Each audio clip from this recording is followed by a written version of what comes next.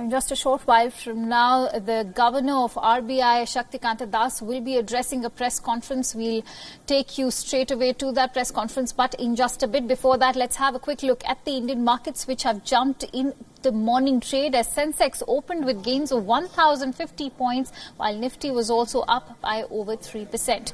Following Wall Street's overnight leads, Asian markets are trading in green. Let's now take you to of its the time press conference. as COVID-19 grips the world with its deadly embrace.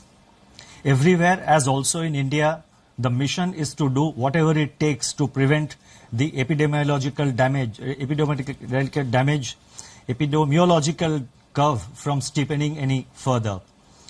In this kind of an environment, the Reserve Bank of India has been very proactive and has been monitoring the situation very closely. The evolving situation is being monitored very closely, and you would have noticed that from time to time, almost every second day or third day, the Reserve Bank is coming out with certain announcements. Now, in this kind of environment, I thought it was necessary that I speak to a wider audience and convey the resolve of the Reserve Bank of India, our approach, and how we are going forward. Today, I propose to make certain announcements, and the statement is a bit long, as I said last time, because I have tried to make it as self-explanatory as possible, and so that there is adequate clarity. And since we are not able to hold a press conference, the meaning and the details are conveyed to the maximum extent possible. So as I just said, everywhere, as also in India, the mission is to do whatever it takes to prevent the epidemiological curve from steepening any further. Human spirit is ignited by the resolve to overcome the pandemic. It is during our darkest moments that we must focus on the light. As Mahatma Gandhi said in his famous address at Kingsley Hall, London, in October 1931, and I quote Mahatma Gandhi, "In the midst of death, life persists. In the midst of untruth, truth persists. In the midst of darkness, light persists." Before I begin, I wish to place on record our gratitude to all the functionaries and personnel in the government, the private sector, banks and other financial institutions who risk their lives on a daily basis by going to work or by working from home to fight the pandemic by keeping essential services fully operational. Our deepest appreciation goes out to doctors, healthcare and medical staff, police and law enforcement agencies who are at the front line. In the RBI, I would like to specially commend and thank our team of 150 officers, staff and service providers who are in quarantine away from their families and are at work 24/7 to keep essential services such as currency in circulation, retail and wholesale payments and settlement systems, reserve management, financial markets, liquidity management, financial regulation and supervision, and a host of other services available so that the nation may survive COVID-19. Banks and financial institutions have risen to the occasion and have ensured normal functioning. Their efforts are praiseworthy. I would like to thank my colleagues in the Reserve Bank of India who set aside personal health concerns and joined me in fashioning the array of measures taken by the RBI in the context of COVID-19. I also thank our teams for their intellectual support, analytical work and logistical arrangements. I would first like to highlight or give our assessment of the current economic situation. Since March 27, 2020, when I spoke to you last, the macroeconomic and financial landscape has deteriorated precipitously in some areas, but light still shines through bravely in some others. On April 14, the IMF released its global growth projections, revealing that in 2020, global economy is expected to plunge into the worst recession since the Great Depression, far worse than what had happened during the global financial crisis. The IMF's economic counselor has named it the Great Lockdown, estimating the cumulative loss to global GDP over 2020 and 21 at around $9 trillion, which is greater than the economies of Japan and Germany combined. Within this downturn, the projections are replete with even sharper declines in output in various countries. India is among the handful of countries that is projected to cling on somewhat tenuously to positive growth at 1.9%. In fact, this is the highest growth rate among the G20 economies as estimated by the IMF. The World Trade Organization sees world merchandise trade contracting by as much as 13 to 32%. I repeat, 13 to 32% in 2020. Global financial markets remain volatile and emerging market economies are grappling with capital flow and volatile exchange rates. Crude oil prices remain in a state of flux despite the agreement on production cuts by OPEC Plus countries. For 2021, the IMF projects sizable V-shaped recoveries, close to 9 percentage points for the global GDP.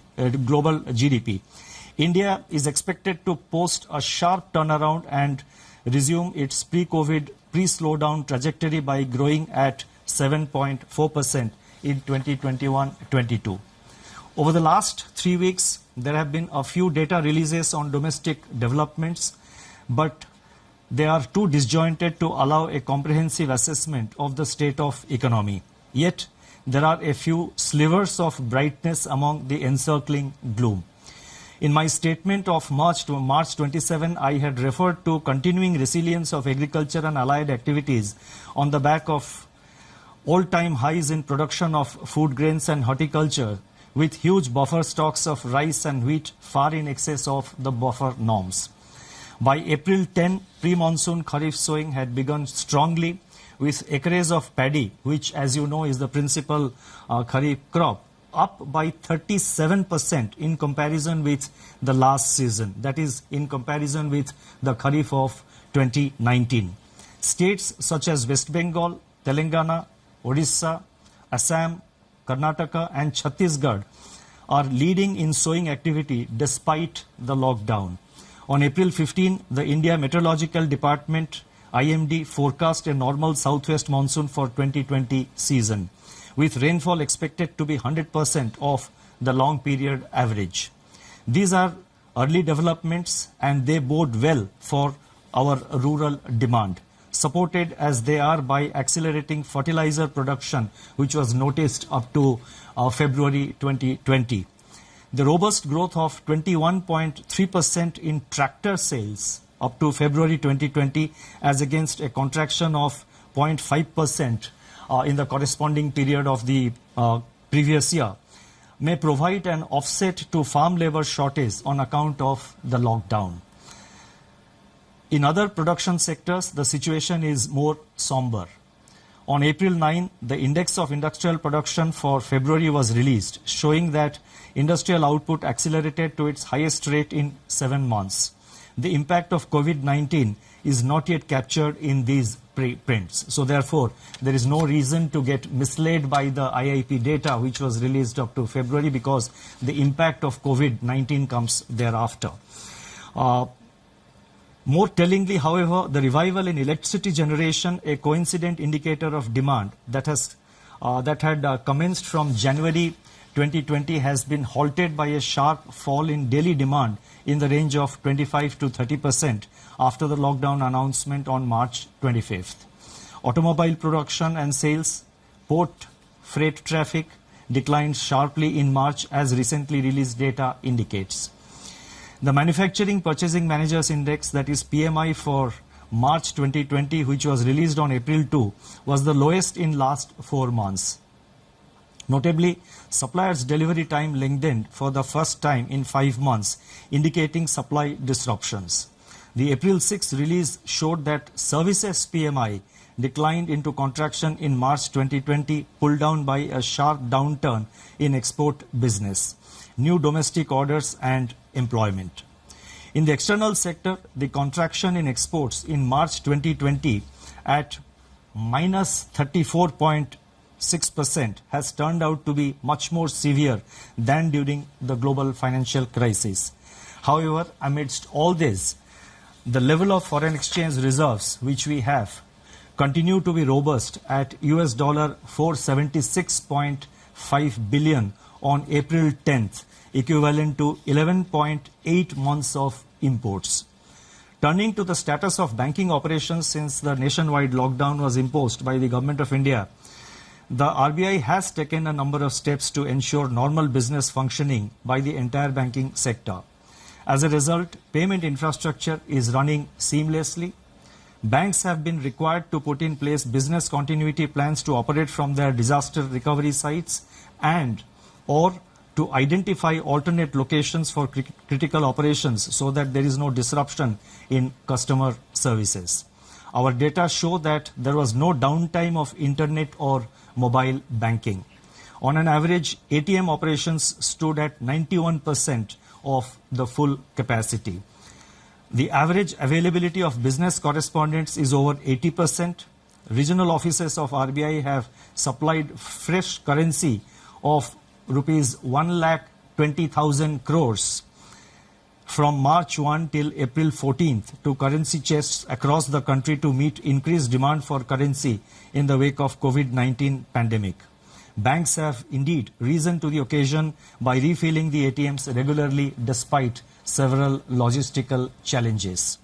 In my statement of March 27, I had indicated that together with the measures announced on March 27, the RBI's liquidity injection was about 3.2% of GDP since February 2020 MPC meeting. And as you would recall, the February 26, the February MPC meeting, the announcements were made, if I recall correctly, on 6th of February. So from 6th February 2020 till March 27th, including the announcement made on March 27th, RBI had injected injected liquidity of an amount equivalent to 3.2% of our GDP.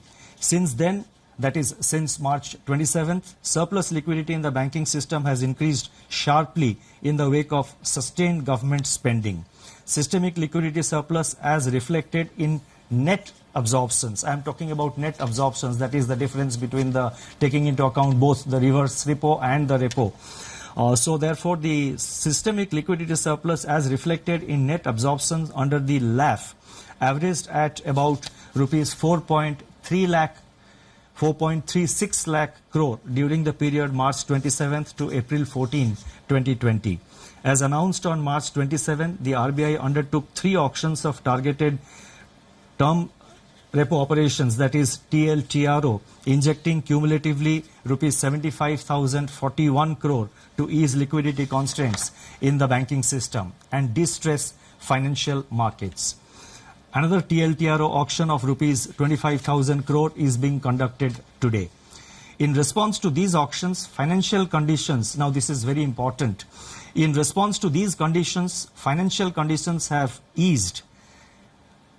I correct myself, in response to these auctions, financial conditions have eased considerably as reflected in the spreads on money and bond market instruments. Moreover, activity in the corporate bond market has picked up appreciably with several corporates making new issuances. There are also some indications that redemption pressures faced by the mutual funds have also somewhat moderated.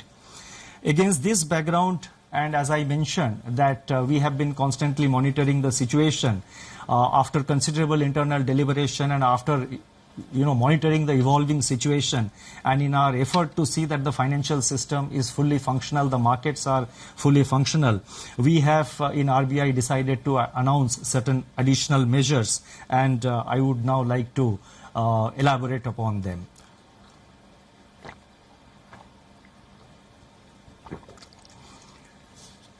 Against this backdrop and based on our continuing assessment of the macroeconomic situation and financial market conditions, we propose to take further measures with the following objectives. 1.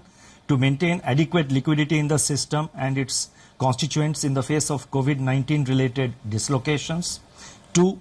Facilitate and incentivize bank credit flows. 3. Ease the financial stress. And 4. Enable the formal functioning of markets. The first set of measures relate to liquidity management. The RBI has moved in a calibrated fashion to ensure conducive financial conditions and normalcy in the functioning of financial markets and institutions. The initial efforts to provide adequate system-level liquidity are reflected in sizable net absorptions under the reverse repo operations. With this achieved, the RBI has undertaken measures to target liquidity provision to sectors and entities which are experiencing liquidity constraints and or hindrances to market access. That is, they have a difficulty in accessing the market and they have difficulty of having adequate liquidity with them. LTROs, that is long-term repo operations, which we have undertaken. So these were meant to ensure adequate liquidity at longer end of the curve, longer end of the yield curve. Exemptions from the cash reserve ratio for equivalent incremental credit disbursed by banks as loans in certain select areas and targeted LTROs or TLTROs fall in this category. In this category or in this class and sector specific measures.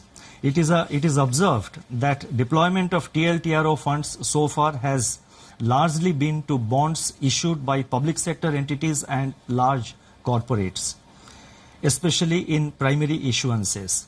The disruptions caused by COVID-19 have, however, more severely impacted small and mid-sized corporates, including NBFCs and MFIs, in terms of their access to liquidity. So we have therefore decided to undertake what we call TLTRO operations 2, that is TLTRO 2.0.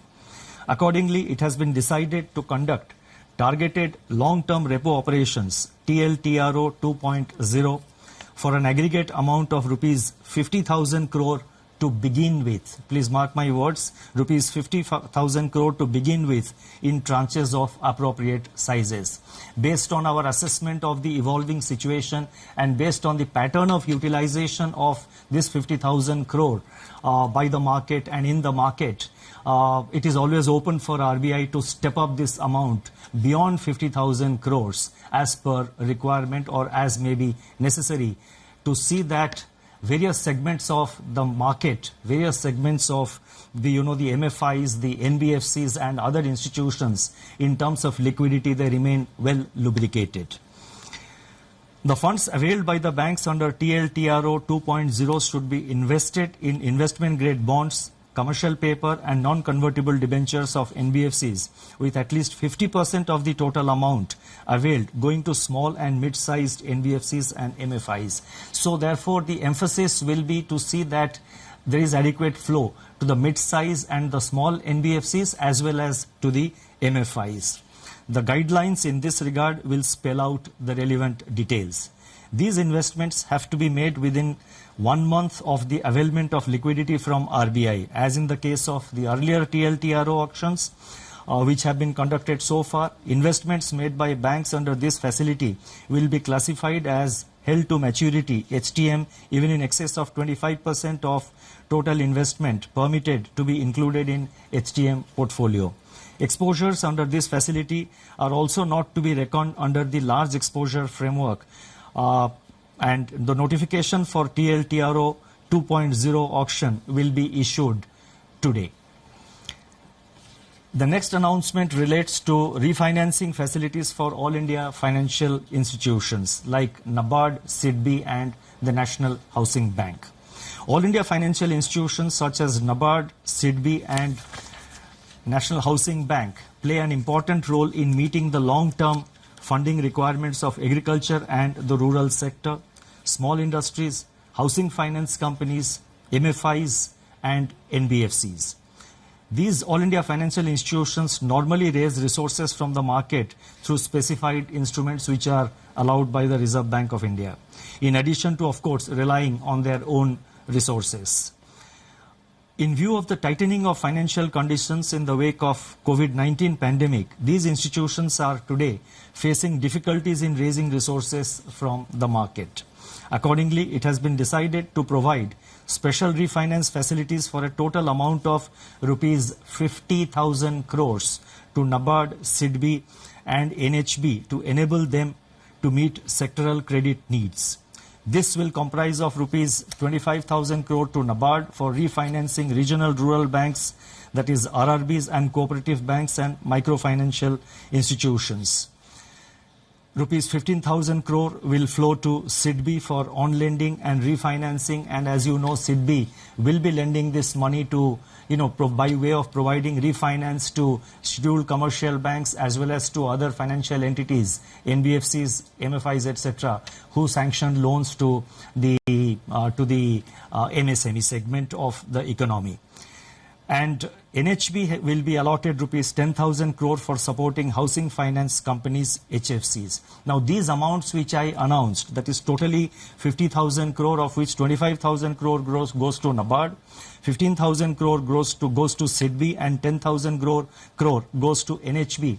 These amounts have been determined and decided in consultation with these institutions. Should there be additional requirement by these institutions, and again, depending on and based on the actual utilization of resources provided, funds provided by the liquidity provided by the RBI, if there is a further requirement, the RBI will assess the situation, review it, and take further measures to step up this level of liquidity support. Advances under this facility will be charged at RBI's policy repo rate at the time of availment. So these institutions get it today as per the repo rate, which is 4.4%. So therefore this will enable these institutions to provide the refinance at an affordable rate, at a reasonable rate, when they extend this money to various lending institutions. The next announcement, and this is very important, relates to the LAF, Liquidity Adjustment Facility, and this relates to fixed rate reverse repo rate. That is the reverse repo rate. As I have mentioned earlier, the surplus liquidity in the banking system has risen significantly in the wake of government spending and the various liquidity enhancing measures undertaken by the RBI. On April 15, the amount observed under reverse repo operations was 6.9 lakh crore. Earlier, what I had given about the system liquidity, that was net. That is the difference between the repo and the reverse repo. What I am now saying is one way of flow at the end of every day, how much flows from the system into the RBI through the reverse repo window. That has been in the order of, on April 15th, the RBI absorbed rupees 6.9 lakh crore through the reverse repo window. So that much of surplus was available with the system. Now, in order to encourage the banks to deploy these surplus funds in investments and loans in productive sectors of the economy, it has been decided to reduce the fixed rate reverse repo rate under the liquidity adjustment facility by 25 basis points from 4% to 3.75% with immediate effect. So I repeat, the reverse repo rate is being reduced by 25 basis points from 4% to 3.75%. The policy repo rate, however, remains unchanged at 4.4% because that is a matter which is decided by the MPC, and also the marginal standing facility rate and bank rate, they also remain unchanged at 4.65%. The next announcement relates to ways and means advances for states. On 1st April 2020, RBI had announced an increase in the ways and means advances limit, WMA limit of states by 30%. It has now been decided to increase the WMA limit of states by 60% over and above the level as on March 31st, 2020 to provide greater comfort to the states for undertaking COVID containment and mitigation efforts, and also to plan their market borrowing programs better. This, we expect, will help the states not to bunch up their borrowing program in the early part of the year, but to space it appropriately as per their requirement. The increased limit will be available, that is this increased limit of WMA up to by 60%. This facility will be available till September 30th, 2020.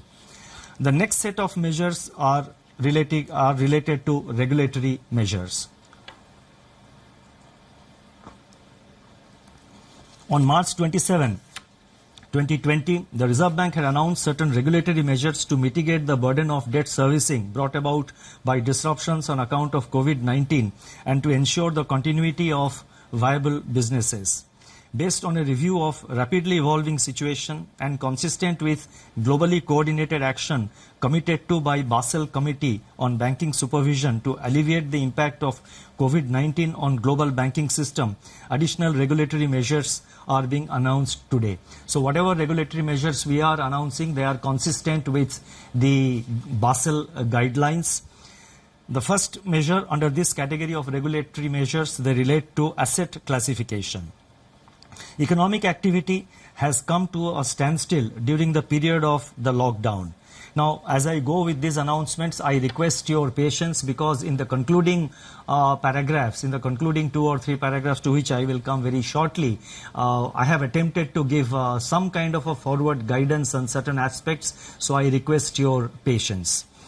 I repeat, economic activity has come to a standstill during the period of the lockdown with consequential lingering effects which have unambiguously affected the cash flows of households and businesses.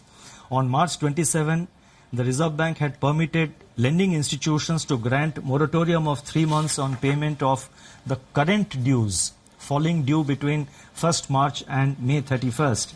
It is recognized that the onset of COVID-19 has also exacerbated the challenges for such borrowers even to honor their commitments which have fallen due on or before February 29, 2020 in standard accounts.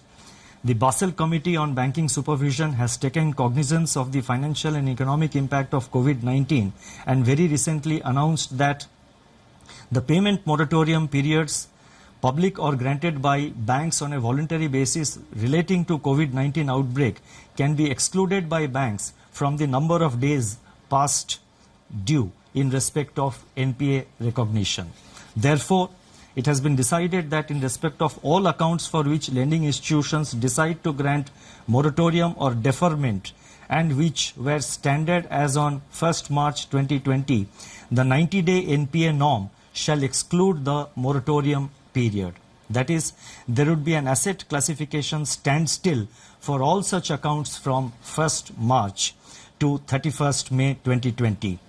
NBFCs which are required to comply with Indian accounting standards Ind AS may be guided by the guidelines duly approved by their boards and as per the provisions and as per the advisories of the Institute of Chartered Accountants of India in recognition of impairments. In other words, NBFCs do have the flexibility under the prescribed accounting standards to consider such relief to their borrowers. At the same time, we are cognizant of risk build-up in banks' balance sheets on account of firm-level stress and delays in recoveries. With the objective of ensuring that banks maintain sufficient buffers and remain adequately provisioned to meet future challenges, they will have to maintain a higher provision of 10% on all such accounts under the standstill, spread over 2 quarters. That is March, that is the quarter ending March 2020 and June 2020. These provisions can be adjusted later on against the provisioning requirements for actual slippages in such accounts. You see, while we are announcing certain forbearances, etc., for the banks, Reserve Bank, as the regulator of the banking system, has to ensure that our banks remain financially healthy over a period of time and in the long term. So therefore, while announcing certain prudential relaxations, we have to necessarily see that the banking system also remains healthy. So therefore, we have required them to make certain provisions, and in any case, we are saying that these provisions can be adjusted later on against provisioning requirements for actual slippages. Only if the slippage doesn't arise, then the banks have adequate flexibility to appropriately deal with it in their accounts. The next announcement relates to extension of resolution timeline. Under RBI's Prudential Framework of Resolution of Stressed Assets, dated June 7, 2019, in the case of large accounts under default, scheduled commercial banks, all India financial institutions, NBFCs which are non-deposit taking but systemically important, and deposit-taking NBFCs are currently required to hold an additional provision of 20% if a resolution plan has not been completed within 210 days from the date of such default. Recognizing the challenges to the resolution of stressed assets in the current volatile environment, it has been decided that the period of resolution plan shall be extended by 90 days. The details of this announcement will, of course, be spelled out in the circular which will be issued. The next announcement relates to distribution of dividend. It is imperative that banks conserve capital to retain their capacity to support the economy and absorb losses in an environment of heightened uncertainty. It has therefore been decided that in view of the COVID-19 related economic shock, scheduled commercial banks and cooperative banks shall not make any further dividend payouts from profits pertaining to the financial year ended 31st March 2020 until further instructions. This restriction shall, however, be reviewed on the basis of the financial position of banks for the quarter ending September 30, 2020. The next announcement relates to LCR, Liquidity Coverage Ratio. The Reserve Bank, and this is a norm which has been prescribed for the banks, as you would know.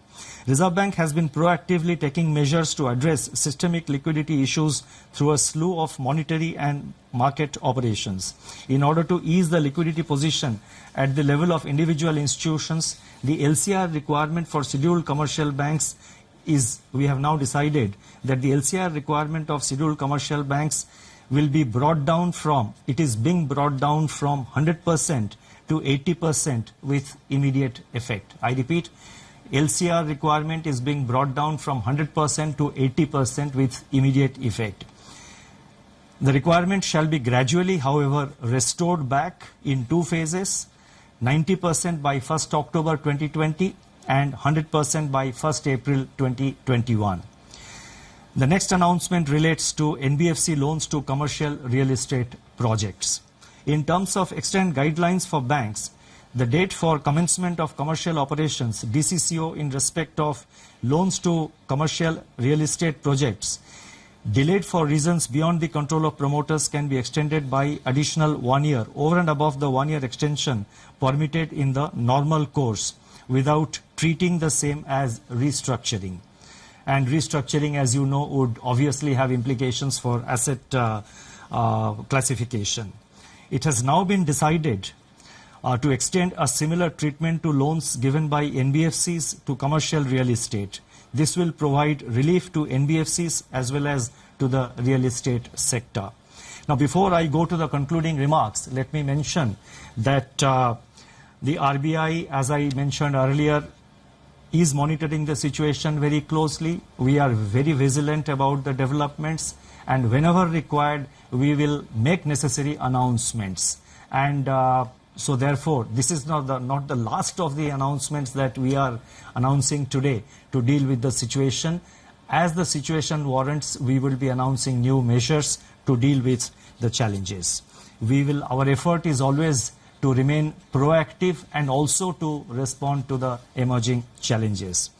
Now, let me now move to the concluding portion of my remarks. In conclusion, I would like to review recent developments relating to inflation and the outlook without infringing in any way the mandate of the Monetary Policy Committee. The press release of National Statistics Office NSO on April 13, 2020 showed that CPI inflation for March 2020 declined by 70 basis points to 5.9%. This is, however, based on data gathered up to 19th March. The data showed a softening of food inflation by around 160 basis points on account of the easing of prices of vegetables, eggs, meat, fish, pulses, etc. In other categories of CPI inflation, pressures remained firm. Daily data on 22 essential food items covered by the Department of Consumer Affairs of Government of India suggest that food prices have increased by 2.3% in April so far, that is up to April 13th, in a broad-based manner, though onion prices have continued to decline, and at the same time, the PDS kerosene prices have slumped by 24% in the first fortnight of April. Domestic LPG prices also declined by 8%. These early developments suggest that inflation is on a declining trajectory, having fallen by 170 basis points from its January 2020 peak. In the period ahead, inflation could recede even further, barring of course any supply side disruption shocks, and may even settle well below the target of 4% by the second half of 2021. Such an outlook would make policy space available to address the intensification of risks to growth and financial stability brought about by COVID-19. This space needs to be used effectively and in time. The RBI, as I said earlier, will monitor the evolving situation continuously and use all its instruments to address the daunting challenges posed by the pandemic. The overarching objective is to keep the financial system and financial markets sound, liquid, and smoothly functioning so that finance keeps flowing to all stakeholders, especially the vulnerable and the disadvantaged. Regulatory measures that have been announced so far, including those which are announced today, are dovetailed into the objective of preserving financial stability. Although social distancing separates us, we stand united and resolute. Eventually, we are confident that we shall cure and we shall endure. Thank you very much. There we have it, the RBI Governor Shaktikanta Das announcing a host of financial measures for a stable economy. Let's get in a sense of perspective from Sumit Chaturvedi, our correspondent who's closely tracking all the business developments as the economy remains in a lockdown. Sumit, what are the key takeaways from what measures that were just announced? Do you think that these measures are a safe exit plan to ensure a stable economy as we phase out from a lockdown?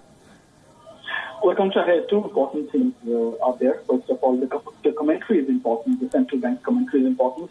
And second, the steps, what have been taken, are important. First, I would like to lay emphasis on the commentary. So, RBI says that as per the projections, India will be a fast-growing economy, and the forex reserves, they are continuing to be robust. There's no need for big worries, and they will keep on announcing steps as and when they are required. So macroeconomic, though, and financial situation has worsened in some areas. So it's a commentary which gives a kind of overall outlook, what kind of challenges the Indian economy is facing. There are challenges definitely through COVID-19. So steps today that have been taken, well, definitely they're going to improve liquidity in the system at a time when it's definitely required. It's definitely going to help financial markets, it's going to help banks, and our reverse repo rate has been reduced as well. So that's another important step which will help banks infuse more liquidity in the market. So reverse repo rate is the rate at which the banks borrow from RBI. So RBI has made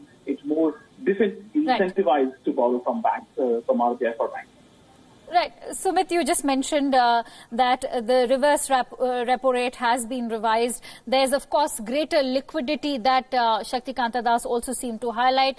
There has been extension as far as moratoriums are concerned. The NBFCs were also, a part of the entire discussion.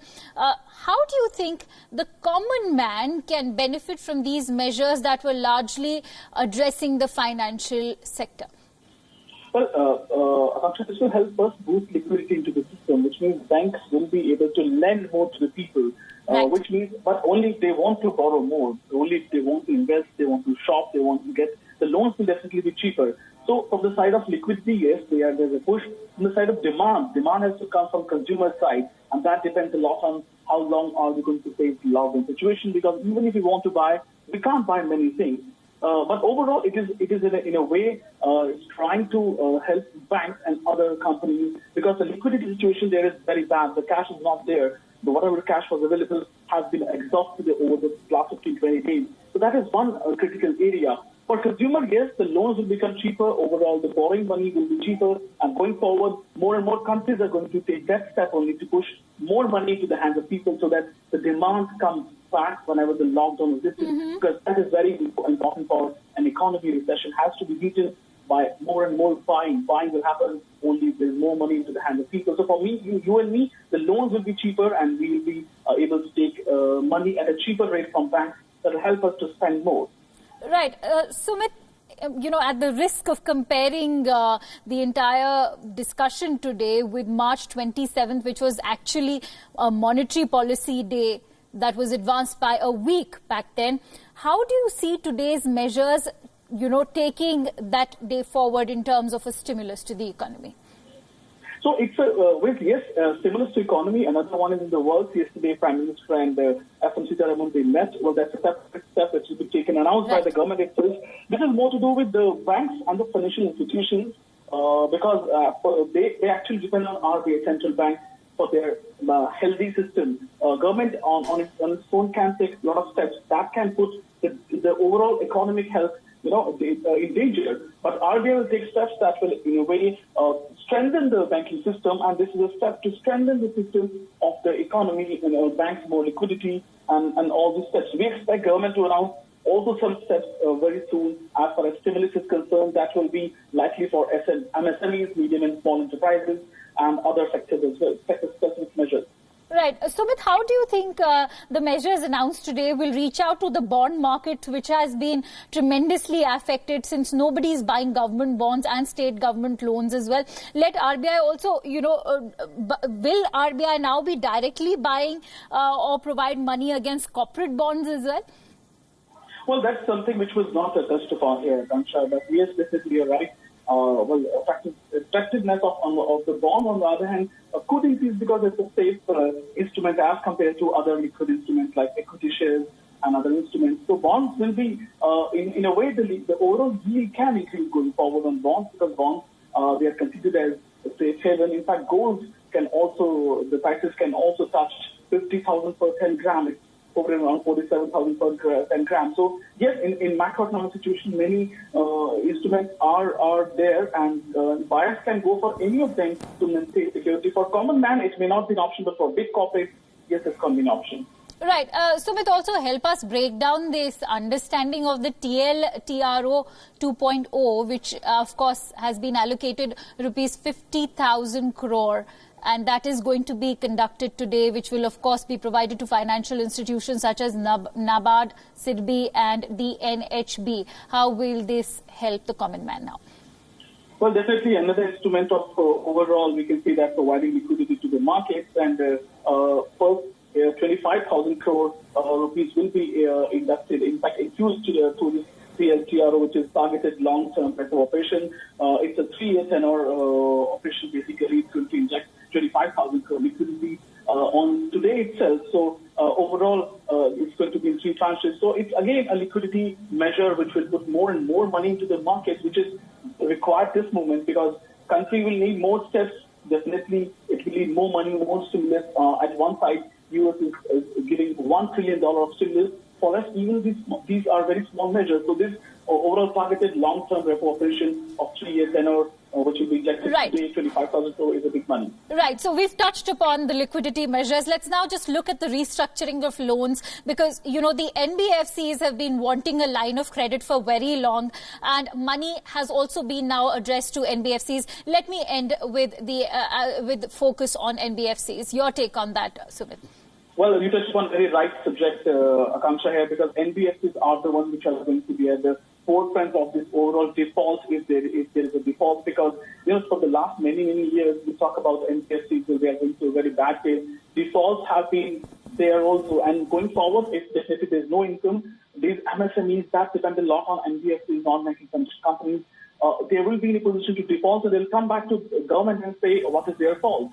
So, yes, they also require money urgently at this moment. The SIDBI also requires money at this moment. So liquidity is being pushed for MSMEs through all these measures, SIDBI and NBFCs. They need money at this moment, which will trickle down, which is expected to trickle down to small borrowers, MSMEs and other small companies. Right. So, of course, it's indeed a measure that has arrived bang on time because the MSMEs seemed to have taken the hardest hit during this economic lockdown. For now, thank you so much, Sumit Chaturvedi, for breaking down all those details for us.